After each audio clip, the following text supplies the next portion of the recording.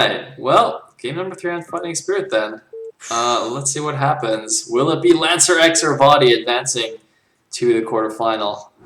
Ah. Alright, at the And top right position. Oh, sorry, yeah, go ahead. Alright, top right position as the red Terran, we will have vOddy. Top left position as the yellow Protoss, we'll have lancerx. And continue your thoughts. Yeah, I was just thinking, that if both of these players, I really like them. So I'm a little bit sad that, one of them is going to go out of this, but, well, at least I'll cheer for the other one, so. Yeah. Oh man, I guess these guys are both fan favorites. I'm gonna say I want vOddy to advance a little bit more purely on the basis that he might play different races and there might not be any other Terrans left in the tournament. So if he just plays Terrans sometimes, I'll be like, alright, go for it, buddy. I mean, yeah, that's a good reason, but at the same time, it goes both ways, right? You have to decide. You want to see the negative side that, oh, one of them is going to go out, or do you see the positive side that one of them is going through? So it's true. It's true. Well, we'll see. We'll see. Okay, so nothing crazy. It doesn't seem like it's a BBS or proxy gateway, so probably we at least might get that slower style. And I have to say that we have seen vOddy play some PvPs. He was very good at them, and now he's playing Terran. Yeah. And he won game 1, he lost game 2, and he's sticking with Terran. That's something that really is interesting for me, because would you say that maybe he would be thinking, okay, maybe it didn't work, I'm gonna switch? I guess the thing is PvP is a very volatile matchup and one where you can get some of the hardest build order counters. So, in the preliminaries, maybe it's not such a big deal because even if you lose a game or a series, it's not. It doesn't have like a huge impact on whether you advance or not because players play so many games.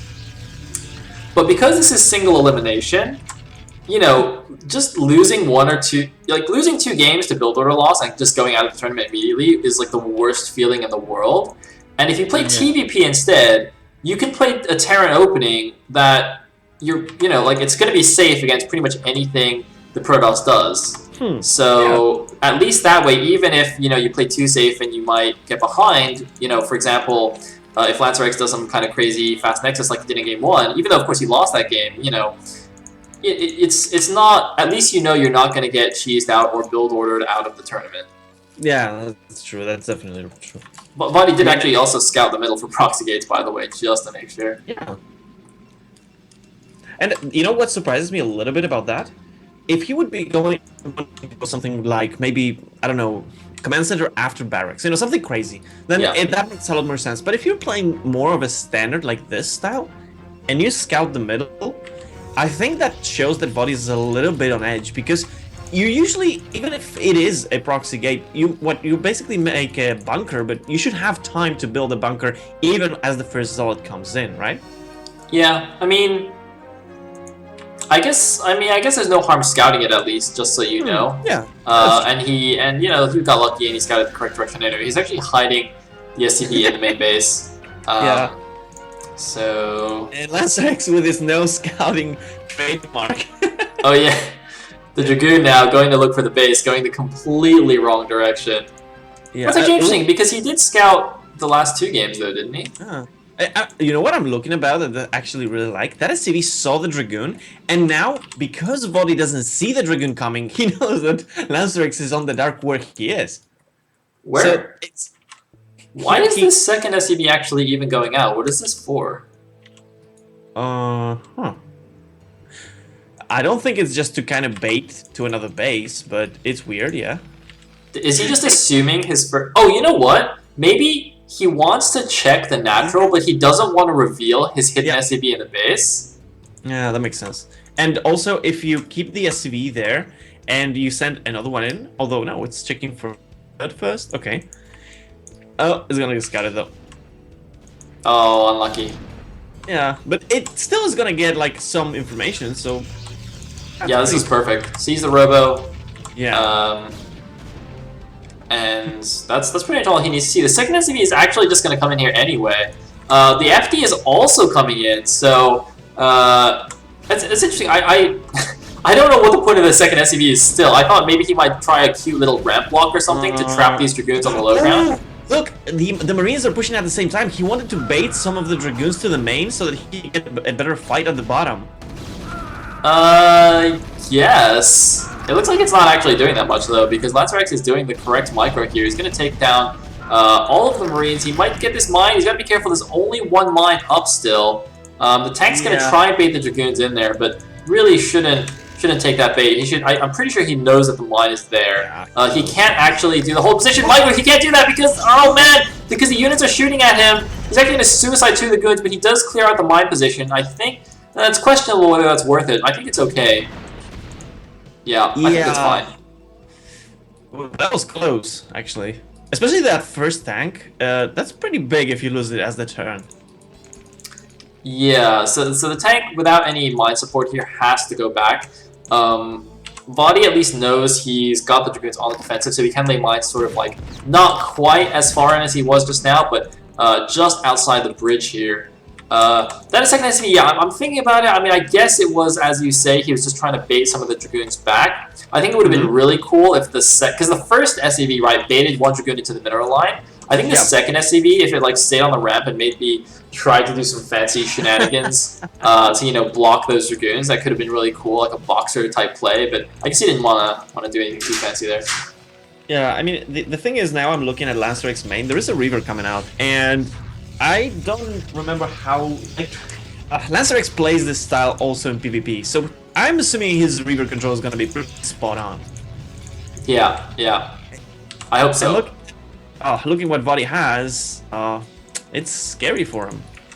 I mean, didn't we see a complete fail Reaver harass by lancerx in one of the prelim games, though? We definitely did. Yep. Yeah, I do remember that. But I think in general... It's scouted by the Vulture. Oh, man. Unlucky. Alright, let's see. It doesn't... Okay, yeah. Tank's moving back. Turret's on the way. Let's see the reaction time. Oh! No, it's a bit slow, but it's going to be... Oh! I thought it was going to be a dud, but he actually does get one of the SCVs, and he actually kills the turret as well, I believe, so that's quite good. So he's lost... Yeah. He's lost the one zealot now. He's going to go for the turret or the tank? He's going to go for the tank. Needs a second shot on that, obviously. Okay, so I think for now that Reaver probably has to go home. I don't think you want to just go with a Reaver alone. It's too risky. Yeah, absolutely. I mean, he's going to poke around a bit, maybe keep vOddy on his toes, but realistically, there isn't really any damage you can do now. It looks like the goons, though, are moving out to support. That's one thing he can do. Interestingly, the Terran army is moving out. They can't actually touch the shuttle, though, so the shuttle sees everything coming. You know, the Reaver should be really strong in stopping this attack, actually, from Terran. I mean, the siege probably... I don't know if vOddy's trying to get to the natural, but I would say that's really risky with shuttle. I mean, you could put just some zealots in there instead of the Reaver and leave the Reaver behind. And, It is definitely a bold attack here by vOddy. It's not even like he went 4 fact. His 3rd factory. He's on 3 fact now, right? So he doesn't have a huge reinforcement chain coming out, but he's definitely putting on some good pressure. You know, at least I like the fact that he's being aggressive here. He's keeping the pressure on. This is something that, you know, you don't see enough Terrans do, especially on Fighting Spirit. They typically just sort of mass up their giant ball of units and move out. But actually, if you go out at, you know, earlier times here, the Protoss can have some weaknesses in their build. And here we go. Looks like the Protoss is just going for it. lancerx going to try and kill us, but you can see not nearly enough support. He did exactly as you suggested by putting the Zealots in the shuttle, but then the Reaver DPS wasn't there to back up. So he ended up pretty much not killing anything. Ooh, we have DTs, and that might help like stall this a little bit. But at the same time, the problem is now that Reaver is not attacking until another shuttle is built. So lancerx, he's not taking a 3rd. He's still on 2 bases. And even if this push doesn't actually kill or do crippling damage to lancerx, vOddy is still not expanding. He's not adding more factories, so I'm not sure what his plan long-term is. vOddy has not many SCVs at his natural as well. I don't know if he cut any or if that's just a result of him spending so many resources on this attack. It looks like one DT, though, going to grab a tank that was just out of range of this turret. He previously traded 1 DT for a tank, so these DTs actually doing a really good job at stalling this attack here. Of course, he did go for the 2-base Arbiter build, so he's basically needing to wait for his Arbiter. Man, the first Arbiter, though, is so far away. He might actually just get contained on his side of the bridge before the first Arbiter even comes out. That's going to be quite difficult for him. He still has the DTs, so as long as the Observer is well placed, he can deny even turrets for quite a while. But at the same time, he's taking the third. I'm not sure. vOddy might be spreading himself a little bit too wide. Trying to take a contain and an expand at the same time is risky, at least. This is really cool, though. I love this play from vOddy because it's so risky. It's so, like, on a knife's edge. Like, if he just messes up a little bit or the Protoss catches him out just at the right angle to just trade away armies, he's going to be so open. But he's basically playing on the edge where he's like, okay, I have just enough, army keeping him back. You can see he's actually pulling back now because he hasn't really reinforced the attack, and he knows if Protoss committed to a big attack to kill all those tanks, he could potentially just immediately lose the game. So he pulls back. The Protoss actually doesn't know that the tanks aren't there anymore because the turrets are stopping the observers from seeing it. So from lancerx's perspective, if I just change his vision, in this fog of war, the tank line could actually still be here, and he has no idea. This is actually really smart by vOddy. Yeah, although, to be fair, with the low saturation that he had on SCVs, taking a third, I mean, he's not going to get a lot of income from it for a little bit. So, it's for the late game, it's awesome because he's actually building, he's got already the starport, he's building the armory, so it seems like he wants to do pretty much a little bit of everything. But again, I'm worried because that means your standing army is not as big, and at the same time you're so wide open. Oh, catching the Nexus actually. Yeah, it looks like the Dragoons were actually on the wrong side of the map. They went to the top side. No, half the Dragoons went to the 12 to kill, I think, a random Vulture. And the other half were, I guess, at the bottom left to potentially think about the new expansion. These Vultures, though, it's a bit of a waste of time to hit this Nexus. They're not going to do nearly enough damage to actually force a cancel here. So, yeah, they have to run. I'm not sure why they actually stayed so long. Realistically, there's no way they were going to get this down. Vultures don't actually do that much damage to buildings. Oh, mines. Oh, it's like 1 mine hit. Oh, 2 mine hits. Very nice. Yeah, and really nice forward thinking by vOddy, putting them so early on so that for later he can actually use it to buy time and put a tank on position. Yes, indeed. And the first science vessel is coming out. So actually, this is actually a bit of a difficult position for lancerx. lancerx needs to attack right now. He's at 7 gateways against 3 factories. His third base, yes, it finished, but it's not quite mining yet, so it's definitely later. It's slower than the Terran's third. So lancerx's only real advantage now is the units. His tech is slightly faster, but the first vessel is going to be out in time to at least provide detection, if not an EMP. And I don't know how much 1 stasis would really do unless it catches like 10 tanks.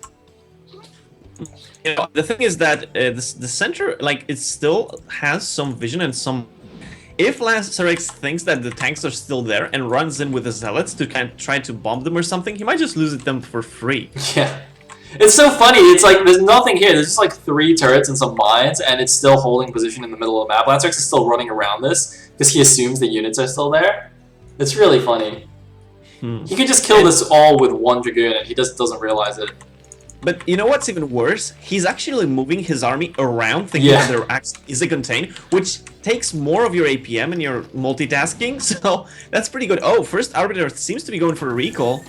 Oh, baby. 160 energy. There's no EMP ready at the moment. Oh, man. Vulture's trying to camp it. Recall! The Reaver even being recalled. A lot of Zealots as well. That Reaver recall. The Reaver should just go straight for the mineral line. That is a huge recall. Interestingly, though, all the army was just sitting at the natural, but at the same time, the Dragoons going in the front, all the tanks on siege, but while the recall is going in the front, or in the back, the Dragoons are coming in the front. This could actually just end the game right here. The tanks are bugging out. They don't actually know which way to go, but look at this Dragoons in the natural. I think they should wait a little bit, though, because the tanks sieging on the top are actually shooting them. They can just walk to the left side here out of range. The The Zealots, there's a bunch of Zealots here at the bottom of the main that aren't actually doing anything, but look at this. I love this attack. And actually, lancerx ran around the 12 o'clock as well. lancerx still thinks there's units in the middle of the map that he's trying to avoid, but it doesn't even matter. He's doing so much damage here in the main base. Yeah, oh, this can be game. Dude, this Reaver has 22 kills. Oh my god. vOddy with the D Matrix. It looks like with the units on the high ground, he won't actually die, but this is catastrophic damage. He's still losing supply depots. He's still losing SEVs. He may very well lose his natural command center here. Oh. I gotta say, I'm surprised it went so well for lancerx. But maybe because of such a little factory count, it just was not enough. It's so funny because vOddy's middle ground, like fake contain gambit, worked perfectly, and he's still getting owned by the counterattack. Like, imagine if vOddy actually hadn't. Cool! Zealots on the tanks, an instant GG from vOddy. Wow. Yeah, that was really, really well done by lancerx. Even, as you mentioned, even thinking that that army was still in the center, and yet didn't matter. He's found a way to basically clean the game. Wow. Imagine how badly vOddy would have lost if he actually had left units in the middle. He would just had nothing in the main base to defend. But lancerx, that means making the 2-1 comeback and advances to the round of 8. vOddy is unfortunately out of the tournament. Well. Okay, well. Not too happy about it, but I'm happy for lancerx. So. Yeah, I mean, we got a nice strong Protoss in the round of 8, so hopefully he does well there. No idea who his opponent's going to be yet, but we might be able to find out at the end of the cast. But for now, we're going on to our second series of the day. It is going to be Flisk versus Slayer 91. By the way,